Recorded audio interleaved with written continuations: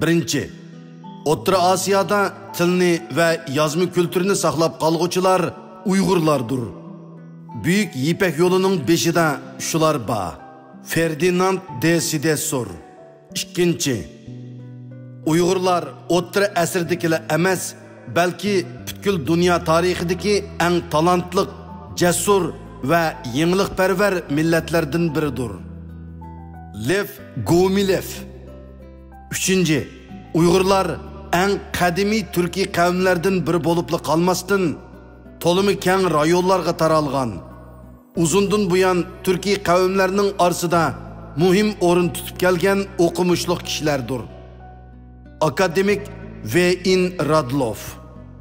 To'rtinchi, Uyg'urlarning xeli zo'r bir qismi boshqa turkiy qavmlardan ilgirla o'ltiroq hayot tarziga va dehqonchilikqa yuzlangan.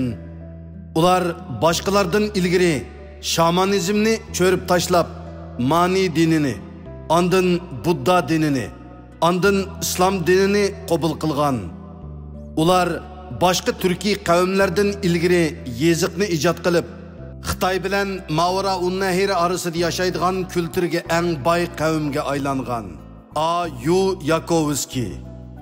5.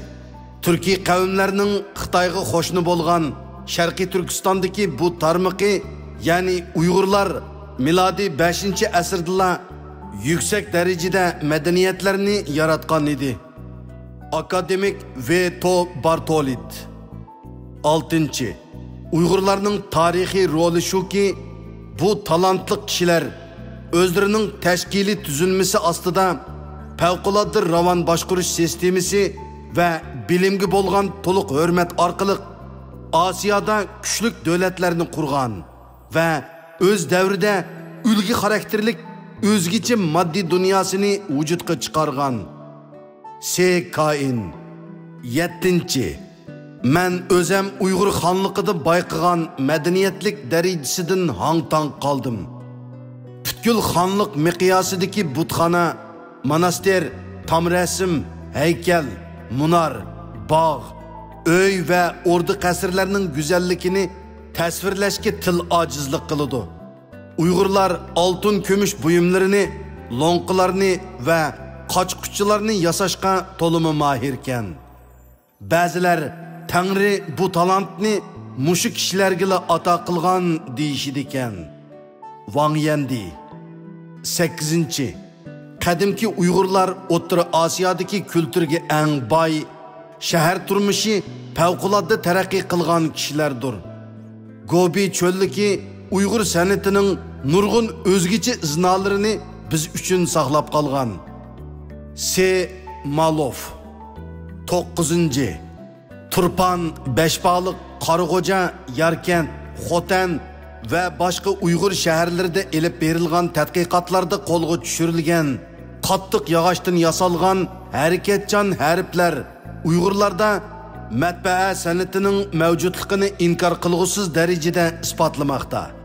Tadqiqotlar orqali matbaa texnikasining Uyg'urlarga oid ekanligi xususida keskin bir qanoatga ega bo'ldik. Anne-Marie von Gabain. 10.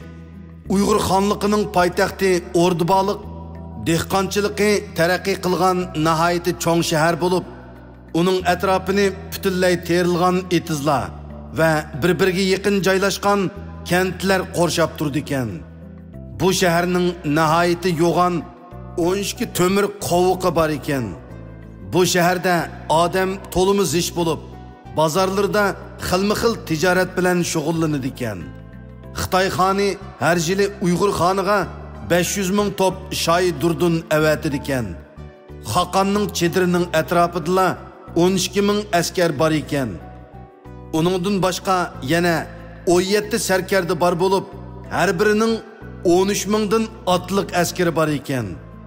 Har ikki harbiy bargoh orliqida chedirlardan tashkil topgan harbiy qarovulxona bor ekan. Tamim ibn Bahir.